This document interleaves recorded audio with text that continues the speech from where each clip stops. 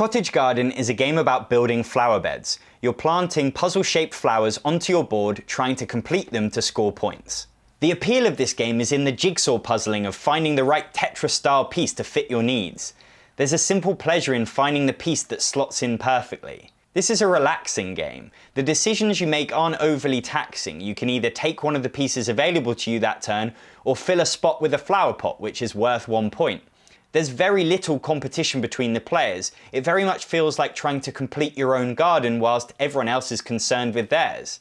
Sometimes a player might take a piece you are hoping to get, but only because they need it, not to sabotage you. Cottage Garden is a great game to play with your parents. It's easy to get into and feel like you're having an impact in the game, and it's never aggressive or unsatisfying. It's not a game I would generally use to excite people about board games, especially with younger people. The gameplay isn't likely to wow you or blow people's minds of the potential of board games, and while the theme will attract some, it will probably be uninspiring to others. There's strategy in the game if you want it. You can see the pieces you're going to get later and try to plan ahead. And there's a balance between trying to get flower beds finished to score points, or taking your time to fill your beds with flower pots and covers, which is how you actually get the points. Cottage Garden is inspired by the game Patchwork, which is a brilliant 2-player game from the same designer, Uwe Rosenberg, which is in my top 10 couples games video. Ultimately, I prefer Patchwork, which intensifies the puzzle building, the desperation of trying to fill gaps and complete your board the fastest. In Cottage Garden, you complete multiple puzzles, and there isn't the same level of jeopardy. I also prefer that Patchwork can take half the time to play of Cottage Garden. But Cottage Garden can play with 2, 3 or 4 players, whereas Patchwork is only for 2. It's also less competitive and frustrating than Patchwork, which may be some players' preference. It was a nice game to play with my mum, but I won't be racing to play it ahead of other games on game night.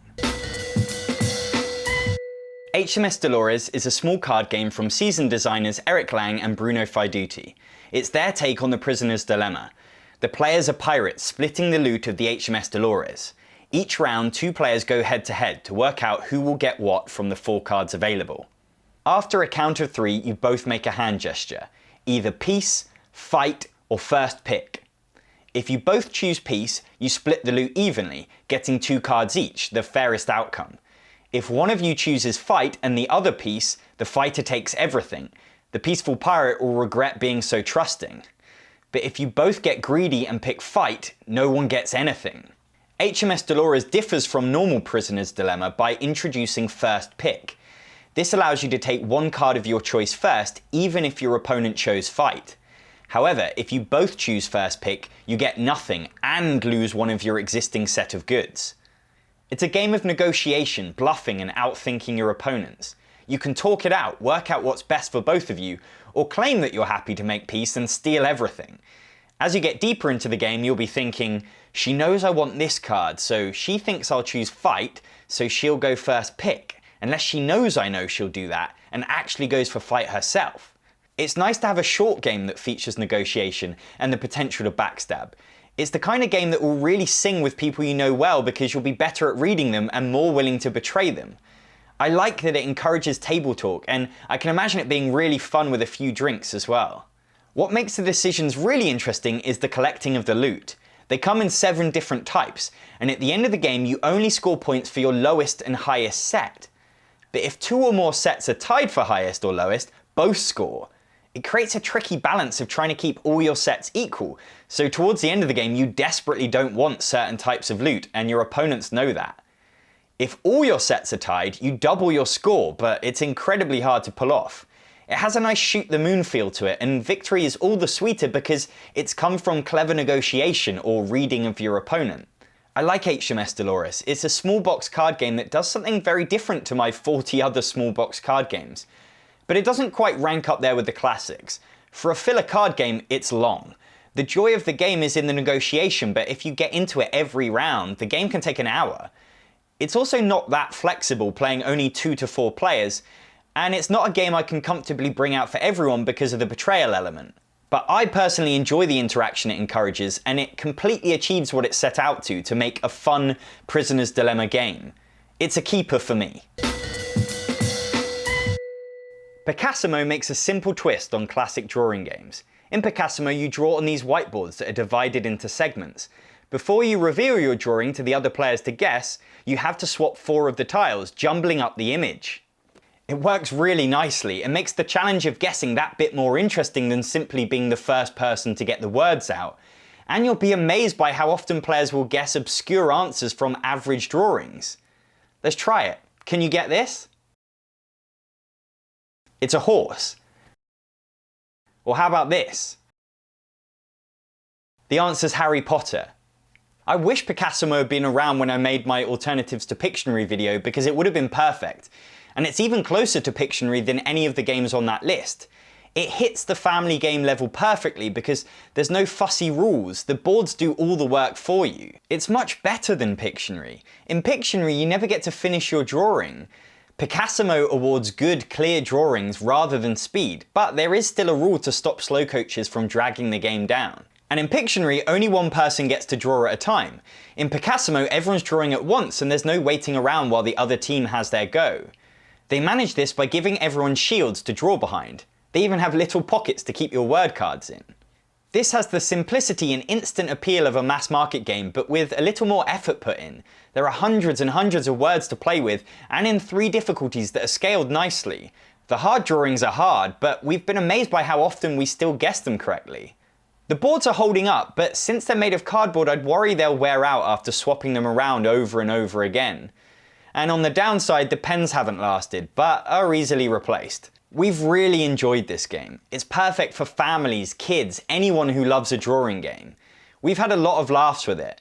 It can't quite compete with Telestrations on that front, but it's a little unfair comparing it to my favourite drawing game. Picassimo is trying something different and it really works. You may wonder how many drawing games a guy can justifiably own. That number is now 6. Picassimo is a definite keeper for me. Huh, or Hein as it says on the box, is a party game that offers a neat twist on the classic party games like Time's Up. In Huh, you have to describe what's on your card to other players, either a film or a famous person. But instead of racing to get anyone and everyone to guess the answer, the aim of the game is to communicate the answer to as few people as possible. It flips the usual dynamic of frantic shouting on its head and asks you to carefully eke out a cryptic clue, hoping that one person will work it out before everyone else. Let's give it a try. So for a film, I said hot chocolate, the queue in a post office, and hat. The answer was the film Full Monty. Hopefully only a few of you got it. Both the clue giver and the correct guessers get the same points. The best result is for one person to get it. That will get you both the most amount of points. If you give too easy a clue and everyone gets it, nobody gets any points. And if you're too vague and no one gets it right, you get no points either. It's a fine balance you have to walk, and that's the beauty of this game. It has that great feeling of games like Spyfall or Fake Artist Goes to New York, where you're having to walk a fine line between giving too big of a clue or too small. Heart is one of those devilishly simple ideas that just works. I love that it brings a little bit of thoughtful challenge to the classic guessing party games, but without being complicated. It's less frenetic than Time's Up. You won't get quite so many laugh out loud moments, but it's a nice change of pace, and there's no waiting for the other team to take their turn because everyone plays at once. The designers have done a nice job of balancing the game for different size groups. If you play with 5 players, you get less points for 2 players getting the answer than if you're playing in a group of 15 players. So it's a party game that will work for any number. It could use a few more cards in the box, and hopefully when it gets reprinted it will get some, but it's a breeze to come up with your own words, and I love that it comes in a mercifully small box, which makes it a lot more likely to take to a party than the beast that is Time's Up. Ha is a party game that you could play with anyone, and one that will be in my collection for a long time. Cash and Guns is a game where you point foam guns at each other. You're gangsters splitting the loot after a heist. It's a silly, fun game of bluffing and bravery, as you don't know whether the gun pointed at you has a bullet in it, and if you get shot 3 times, you're out of the game. Cash and Gun's best feature is its spectacle. There's a simple joy to pointing toy guns at each other, but I haven't always been convinced by the game underneath. I found that players get lost in the game with no real idea of who to be pointing their gun at and why. After some mediocre experiences with Cash and Guns, I wanted to try the 2 expansions to see if they could improve the game for me. First is more cash and more guns. The main thing this expansion does is improve the Godfather role. The Godfather has a private safe he can take loot from, but only if he's part of the loot sharing that round. which means the Godfather becomes a much bigger target, trying to get the Godfather to lay down so he doesn't get that extra loot. It also introduces new loot cards. There's fake money, which only counts if the Godfather approves it, making the final Godfather crucial.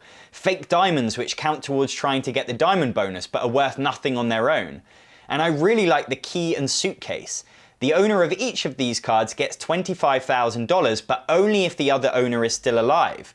So this gives you an incentive to keep a rival player alive.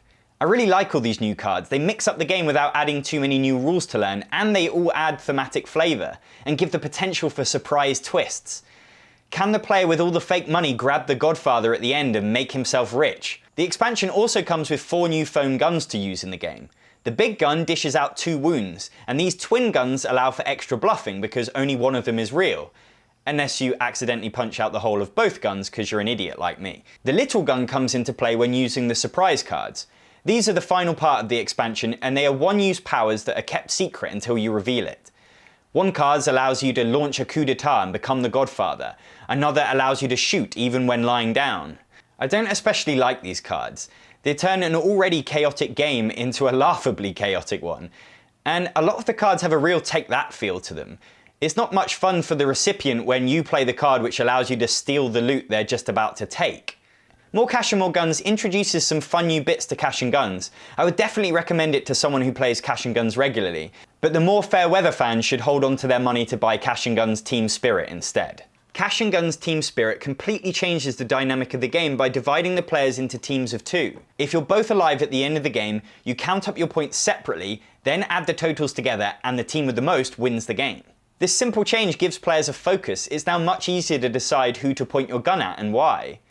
I like that you have someone you can discuss tactics with across the table.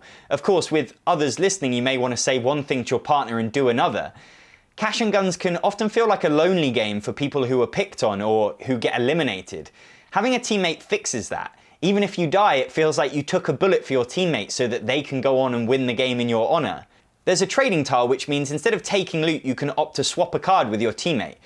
This is helpful to tactically cluster your paintings or diamonds with one player. The other major aspect of this expansion is the mercenaries. These are 4 tiles that are laid out at the start of the game to be used at the end of the game just before scoring. To be in with a chance of using a mercenary, you have to give money. The team who set aside the most money for mercenaries gets to pick first. The powers these tiles provide are huge and can really swing the game, so it's a really nice challenge deciding how much money you should commit. Some teams will get overexcited and commit way too much money to the blind auction, throwing away their chance to win. Others will stick in $5,000 and get a third pick steal. And for good measure, they throw in 4 new gun types that all bring added flavour to proceedings, such as the massive Desert Sparrow, which means if you aim at someone, they can't aim back at you. These expansions have really turned Cash and Guns around for me. It's gone from a game that I wasn't racing to recommend to people to one that I'm looking forward to playing again. Each added element brings a little more thought to proceedings. The guns make you think twice about who you're pointing at. The new loot gives you more paths to victory. And the teams, well, I'll probably never play this as a solo game again. I feel like Cash and Guns is just better as a team game. I honestly wasn't expecting this outcome when I opened these boxes, but I've been pleasantly surprised. Las Vegas the card game is, as you might guess, a card game version of Las Vegas. Las Vegas is a fun, light dice game from Rudiger Dawn where players are placing dice on casinos to try and win money.